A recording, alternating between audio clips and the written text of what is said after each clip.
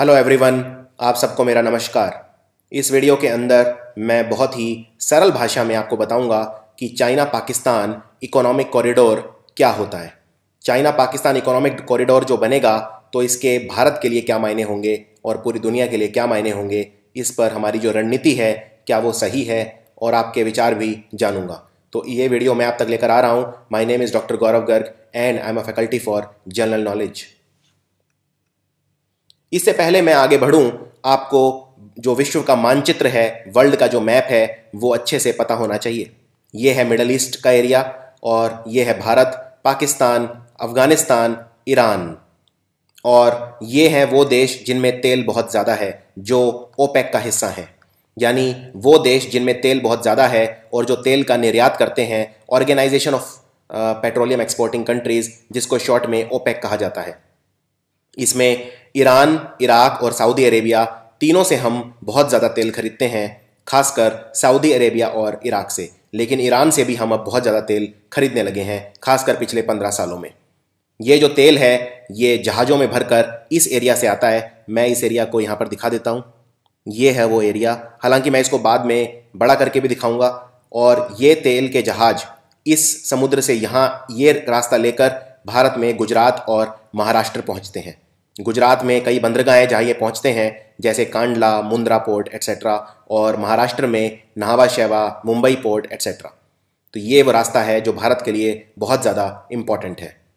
पाकिस्तान में ये है ग्वादर का बंदरगाह। ये है ग्वादर का बंदरगाह। यहाँ से लेकर एक सड़क बनाई जाएगी, एक रास्ता बनाया जाएगा जो पूरे पाकिस्तान को क्रॉस करता हुआ चाइना में कशगार तक पहुँचेगा। इसे नाम दिया गया है चाइना पाकिस्तान इकोनॉमिक कॉरिडोर। मैं रिपीट करता हूँ, पाकिस्तान में ग्वादर से होता हुआ पूरे पाकिस्तान को क्रॉस करके और ये पहुँचेगा चाइना। इसको नाम दिया गया है चाइना पाकिस्तान इकोनॉमिक कॉरिडोर। तो इसको मैं बड़ा करके दिखाता हूँ। ये है चाइना पाकिस्तान इकोनॉमिक कॉरिडोर। ये है ग्वादर का बंदरगाह और यहाँ से ये रास्ता पूरा ऐसे जाएगा। हालांकि ये रास्ता सिर्फ सड़क का नहीं बना होगा, कई जगह यहाँ पर पहाड़ों को चीरकर गुफाएं बनाई जाएंगी, टनल बनाई जाएंगी, जिनमें से आसानी से यातायात हो सके। इसके अलावा कई जगह पर स्ट्रैटेजिक रेलवे स्टेशन भी बनाए जाएंगे, रेलवे की पटरियां बिछाई जाएंगी, क्योंकि कई जगह ऐसी हैं जहां पर रोड बनाना संभव नहीं है और कई ऐसी जगह है जहां पर स्ट्रैटेजिक एयरपोर्ट भी बनाए जाएंगे। तो ओवरऑल आइडिया ये है कि ग्वादर को कशगार से कनेक्ट करना है। जहां पर रेल संभव हो वहां रेल बनाइए, जहां पर एयरपोर्ट संभव हो वहां एयरपोर्ट, जहां पर रोड संभव हो वहां पर रोड। तो टोटल इस सबको मिला के बोलते हैं China Pakistan economic corridor. Gwadar से लेकर कशगार तक ये बलूचिस्तान से होकर गुजरेगा, फिर पाकिस्तान का जो पंजाब एरिया का कुछ हिस्सा है उससे होकर गुजरेगा, फिर फेडरली एडमिनिस्ट्रेड ट्राइबल एरिया यानी फाटा से होकर को टच करेगा और उसके बाद गिलगित बल्टिस्तान एरिया से होकर ये आगे जाएगा। ये जो गिलगित बल्टिस्तान का एरिया है इसे कहते हैं पाकिस्तान ऑक्यूपाइड कश्मीर। पाकिस्तान इसे आज़ाद कश्मीर कहता है और भारत इसे पाकिस्तान ऑक्यूपाइड कश्मीर कहता है। इसकी राजधानी है मुजफ्फराबाद और उसके बाद ये एंटर करेगा चाइना में, कशगार तक ये जाएगा। तो जैसा मैंने बताया ये पहाड़ी रास्ता है, यहाँ पर रोड बनाए जाएंगे, खूबसूरत रोड, लेकिन हर जगह रोड बनाना संभव नहीं होगा। इसलिए कई जगह पहाड़ों के अंदर गुफाएं बनाई जाएंगी, रेलवे स्टेशन बनाए जाएंगे या फिर कई जगह एयरपोर्ट भी बनाए जाएंगे। अब ये जो एरिया है ये इतना इंपॉर्टेंट क्यों है? जैसा मैंने बताया ये मिडल ईस्ट का जो एरिया है, मैं इसे बड़ा करके दिखा रहा हूँ। ये वो देश हैं जिनमें पेट्रोल बहुत ज़्यादा होता है। ईरान, इराक और सऊदी अरेबिया। दुनिया में सबसे ज़्यादा पेट्रोल है सऊदी अरेबिया के पास। इन देशों को हम कहते हैं ओपेक। ये वो देश हैं जो तेल का निर्यात करते हैं, organization for petroleum exporting countries यानी ओपेक। अब तेल के जो जहाज़ हैं वो गल्फ़ से होकर यहाँ ये समुद्र से होकर ऐसे आते हैं और क्रॉस करते हुए फिर ये अरब सागर की तरफ आते हैं। ये जो घुमावदार एरिया है इसे बोलते हैं स्ट्रेट ऑफ हॉर्मुज़। यहाँ से दुनिया का लगभग 1/3 ऑयल, 1/3 तेल इस एरिया से पास होता है। जहाज लेकर जाते हैं दुनिया का 1/3 तेल, यानी इस एरिया को जो कंट्रोल करेगा वो दुनिया की लगभग 1/3 ऑयल की सप्लाई कंट्रोल कर सकता है। इस एरिया से जो तेल के जहाज हैं वो भारत आते हैं, बम्बई और गुजरात, जैसा मैं बता चुका हूं, और पाकिस्तान भी जाते हैं। पाकिस्तान का ये जो पोर्ट है इसे बोलते हैं ग्वादर। पाकिस्तान का ये पोर्ट है ग्वादर पोर्ट। यहाँ पर पाकिस्तान अपना जो तेल खरीदता है वो ग्वादर पोर्ट के थ्रू खरीदता है इन देशों से, ईरान, इराक और सऊदी अरब से। तो ये आपको याद रखना है, ग्वादर पोर्ट पाकिस्तान के लिए बहुत ज़्यादा इंपॉर्टेंट है। लेकिन चाइना इतना क्यों ग्वादर पोर्ट को पसंद कर रहा है, ग्वादर पोर्ट से कनेक्शन चाहता है पूरे पाकिस्तान को लेकर? आइए इस पर थोड़ा सा प्रकाश डालते हैं। चाइना ये 3000 किलोमीटर लंबा सीपैक यानी चाइना पाकिस्तान इकोनॉमिक कॉरिडोर बनाना चाहता है, जो ग्वादर को कनेक्ट करेगा काशगार से। जो काशगार है ये चाइना के अंदर है, जो जिनजियांग प्रोविंस के अंदर पड़ता है। जिनजियांग चाइना का हिस्सा है जहां पर कशगार है। 3000 किलोमीटर लंबा पोर्ट, इसको बनाने की जो लागत है वो है लगभग $46 बिलियन।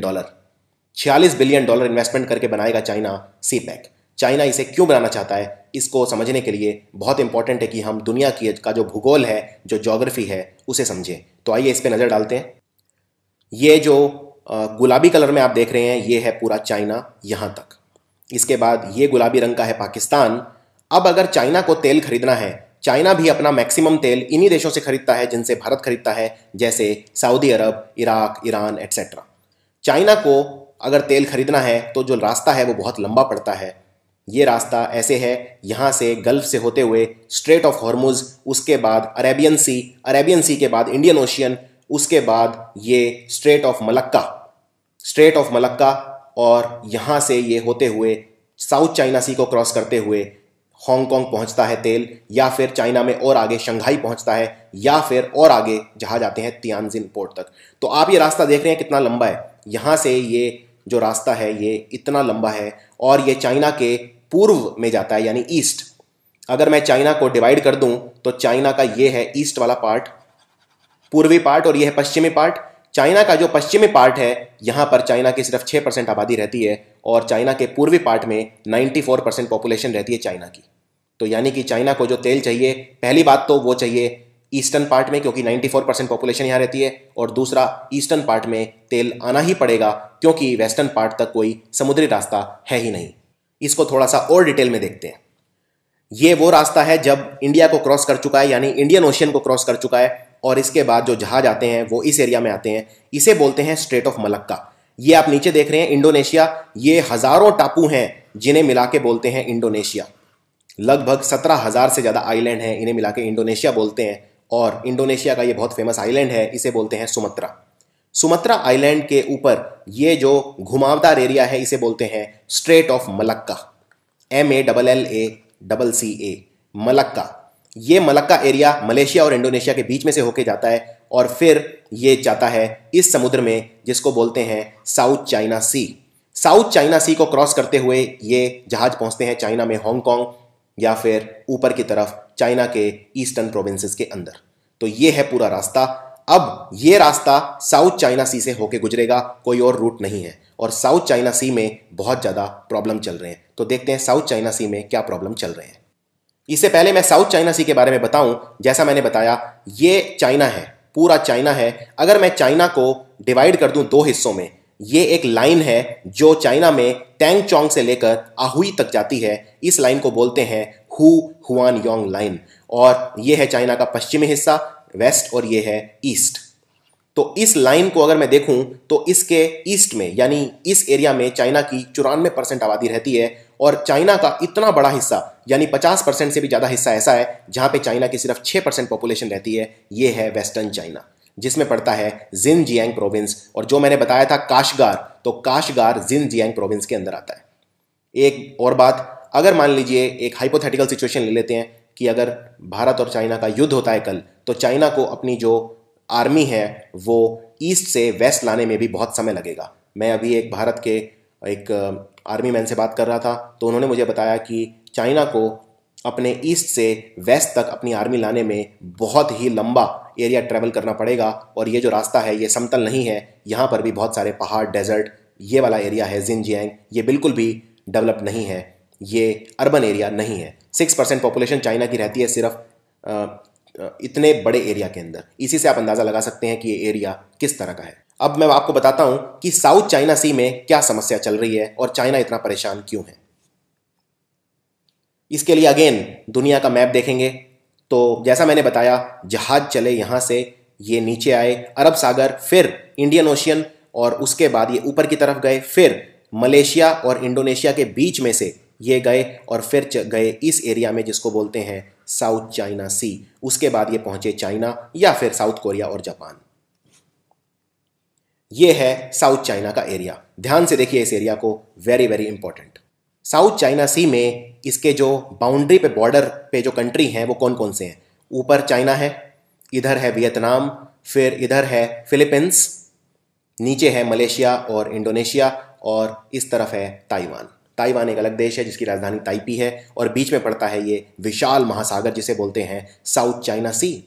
साउथ चाइना सी के अंदर ये आप टापू देख सकते हैं। ये वाले जो आइलैंड हैं इन्हें बोलते हैं पैरासेल, PARACEL। इसके नीचे हैं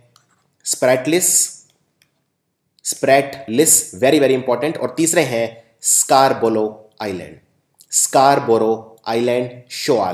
स्कारबोरो शोआल आइलैंड, जो कि फिलीपींस के नज़दीक है। ये फिलीपींस के नज़दीक हैं स्कारबोरो शोआल। तो ये कई आइलैंड हैं साउथ चाइना सी के अंदर। तो देखते हैं क्या समस्या चल रही है। मुख्य समस्या ये है, साउथ चाइना सी पे हर कंट्री अपना कब्जा जमाना चाहता है। फिलीपींस भी, वियतनाम भी, ताइवान भी कुछ हिस्सा चाहता है, मलेशिया, इंडोनेशिया भी कुछ हिस्सा चाहते हैं। साउथ चाइना सी के जो ये टापू हैं इन पे हर कोई अपना आधिपत्य जमाना चाहता है। और क्यों? क्योंकि साउथ चाइना सी खनिज का भंडार है, मिनरल्स का भंडार है। और दूसरी बात, साउथ चाइना सी पर जो कब्जा करेगा वो जो पूरा ट्रेड का रास्ता है, क्योंकि एक ही रास्ता है चाइना, जापान, साउथ कोरिया, तो साउथ चाइना सी को जो कंट्रोल करेगा वो बहुत ज़्यादा कमर्शियल एक्टिविटी को कंट्रोल करेगा। देखते हैं कैसे। पहले इसका थोड़ा इतिहास जानते हैं साउथ चाइना सी का। जिया और हन ये चाइना में राजवंश थे जो राज करते थे, और चाइना कहता है कि 2000 से 4000 साल पहले जब ये राज करते थे तब साउथ चाइना सी पर भी ये वंश राज किया करते थे। 9 डैश लाइन चाइना ने एक बनाई हुई है। इस डायग्राम को आप ध्यान से देखिए, इसमें मैंने रेड कलर के ये 9 मार्क बनाए हुए हैं, 1 2 3 4 5 6 7 8 9।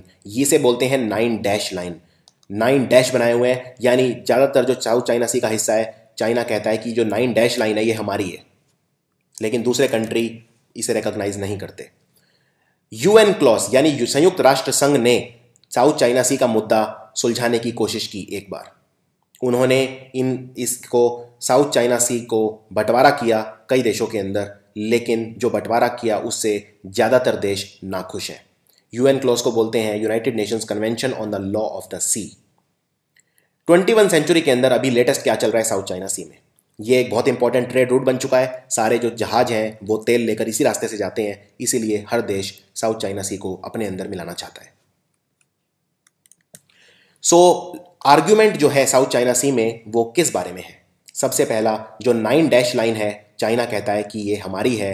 9 डैश लाइन के अंदर समुद्र का जितना भाग है वो हमारा है, लेकिन कोई भी देश इसे नहीं मानता। दूसरा, जो मुख्य 2 टापू हैं, एक है स्पार्टले और दूसरा है पैरासेल, जो मैं आपको डायग्राम में दिखा चुका हूं। ये बहुत ही इंपॉर्टेंट है और ज़्यादातर कंट्रीज इन्हीं 2 को लेकर लड़ रहे हैं। तो देखते हैं इनके बीच में क्या लड़ाई हो रही है। ये है पैरासेल और स्पार्टले, इनको लेके क्या लड़ाई है? इनको लेके लड़ाई ये है, चाइना कहता है कि पूरा का पूरा साउथ चाइना सी मेरा है। इसकी डिमांड बिल्कुल क्लियर है। चाइना कहता है इसका नाम ही है साउथ चाइना सी, यानी कि चाइना का है। यही चाइना ने क्लेम किया जब फिलीपींस ने केस कर दिया था चाइना के ऊपर। वियतनाम कहता है कि जो स्पार्टले और पैरासेल टापू हैं वो 17वीं शताब्दी से हमारे हैं।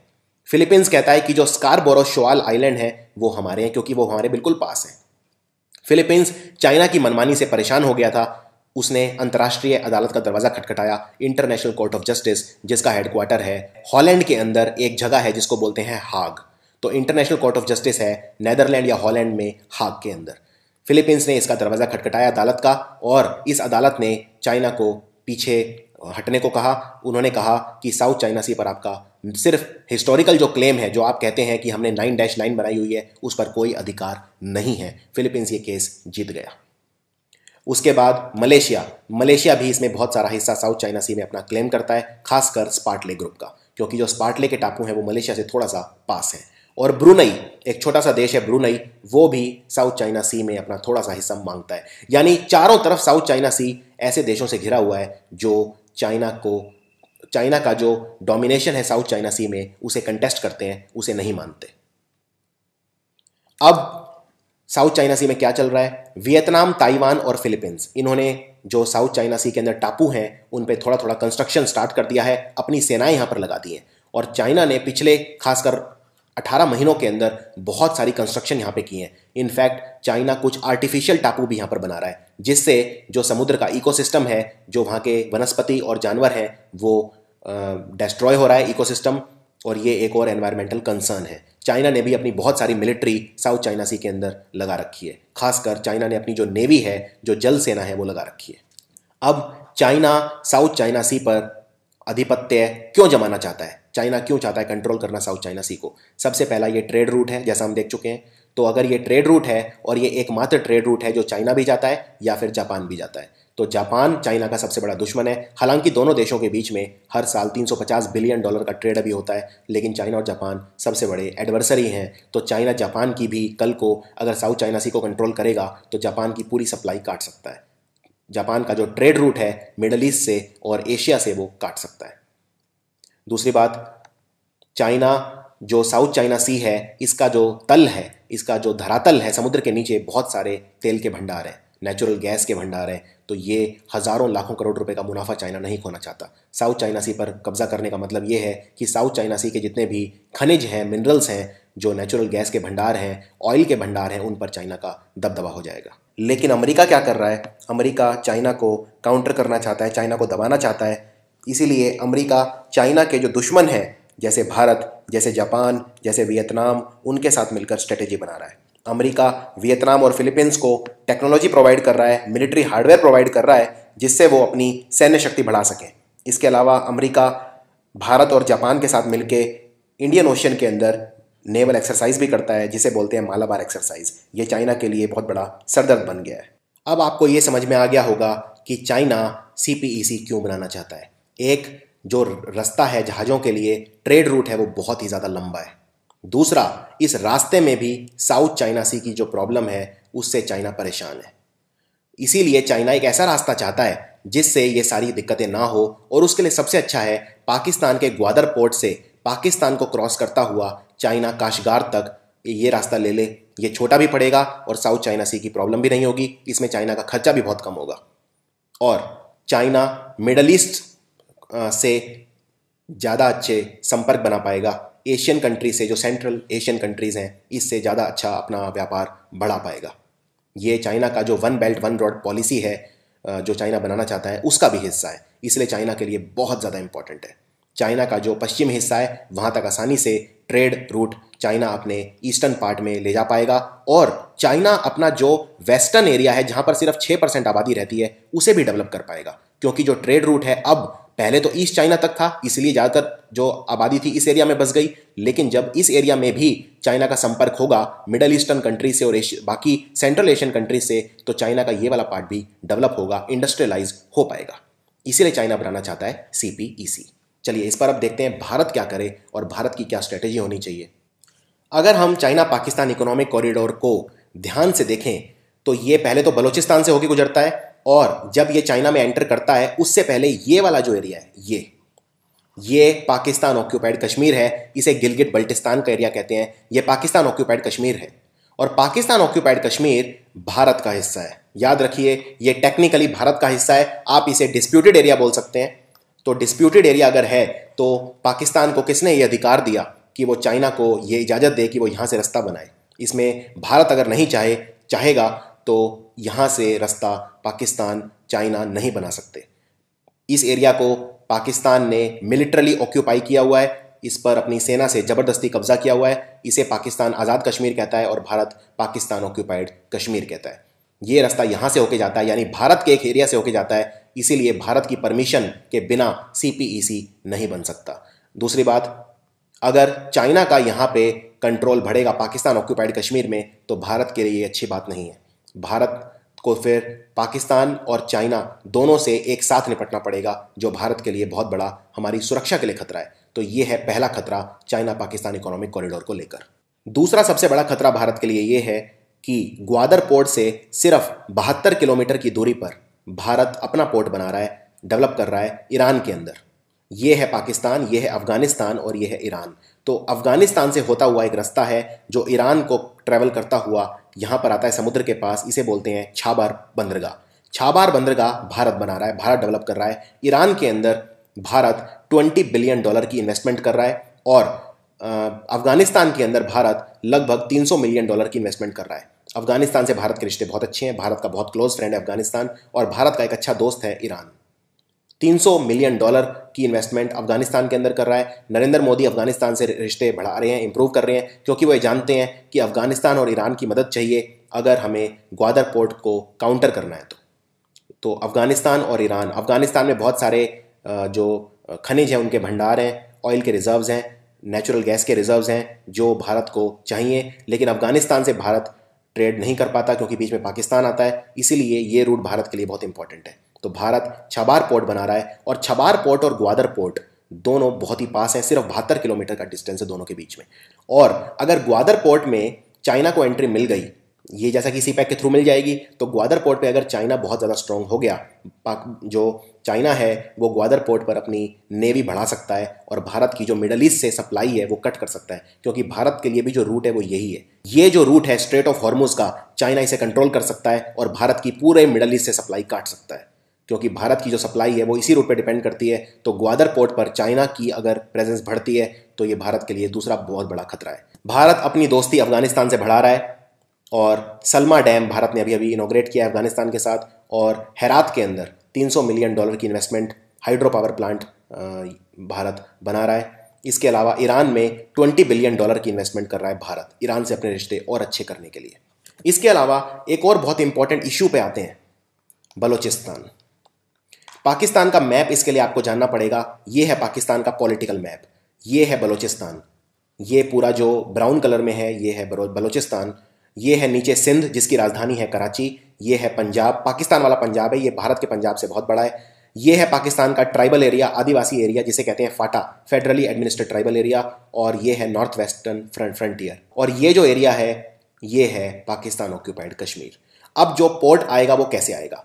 ये ग्वादर पोर्ट है, ये आएगा बहुत सारे पहाड़ों को क्रॉस करके, सुलेमान के पहाड़ों को क्रॉस करके, कैटा होता हुआ आगे, और फिर ये जाएगा चाइना, यानी कि पाकिस्तान ऑक्यूपाइड कश्मीर से होता हुआ भी जाएगा और बलोचिस्तान से होता हुआ भी जाएगा। अब पाकिस्तान ऑक्यूपाइड कश्मीर तो हमने देख लिया, लेकिन बलोचिस्तान हमने नहीं देखा, तो बलोचिस्तान के बारे में थोड़ा जानते हैं। बलोचिस्तान पाकिस्तान का 44% एरिया है, लेकिन सिर्फ 5% पाकिस्तान की आबादी रहती है बलोचिस्तान में। याद रखिए, बलोचिस्तान पर जो पाकिस्तान ने कब्जा कर रखा है वो गैर कानूनी है। पाकिस्तान जब अलग देश बना 1947 में, जब भारत और पाकिस्तान दो अलग अलग हो गए, तो पाकिस्तान के साथ जो बलोचिस्तान है ये इंडिपेंडेंट था, लेकिन पाकिस्तान ने अपनी मिलिट्री भेजकर ज़बरदस्ती बलोचिस्तान को इस पर कब्जा जमा लिया और बलोचिस्तान तब से पाकिस्तान के अधीन है।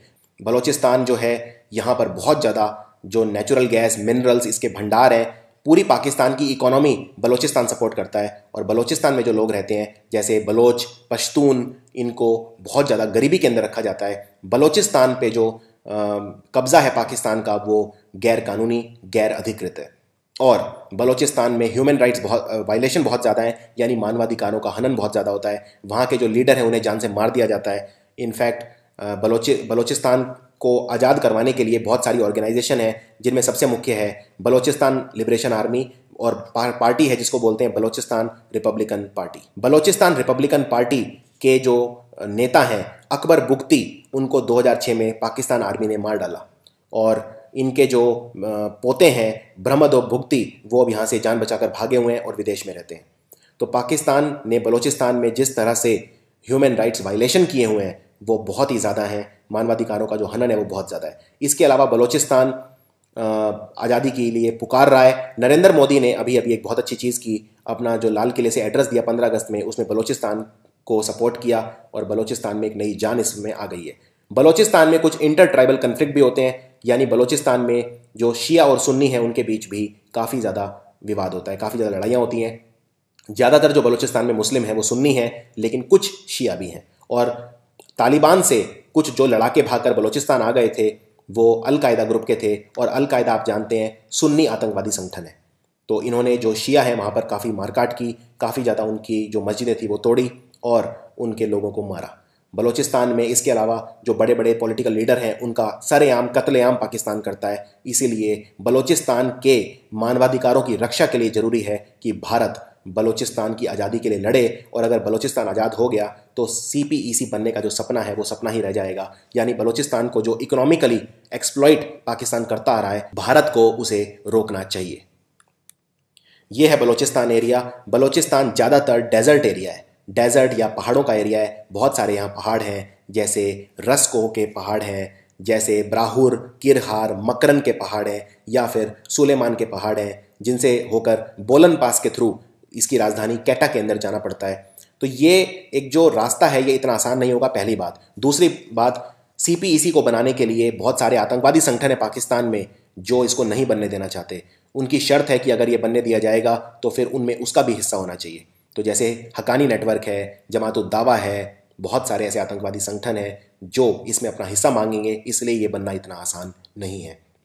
इनफैक्ट चाइना इस पर पुनर्विचार भी कर रहा है, क्योंकि इसकी जो कॉस्ट है बनाने की वो भी बहुत ज़्यादा है, $46 बिलियन, और इसके लिए जो पाकिस्तान की मिलिट्री है उसे आतंकवादियों के साथ नेगोशिएशन भी करना पड़ेगा। तो कुछ इसमें रुकावटें भी आ रही हैं, इस बात का भी हमें ध्यान रखना है। तो सम अप करते हैं। सबसे पहला मुद्दा है बलूचिस्तान का। भारत को पाकिस्तान को अगर सबक सिखाना है तो सबसे पहले बलूचिस्तान में जो बलोच रिबल हैं उनको बढ़ावा देना होगा। बलूचिस्तान में एक नहीं, ऐसे हज़ारों वीडियोस बरामद हुए हैं जिनमें वहाँ पे पाकिस्तान की मिलिट्री कत्लेआम कर रही है, वहाँ के लोगों को टॉर्चर कर रही है।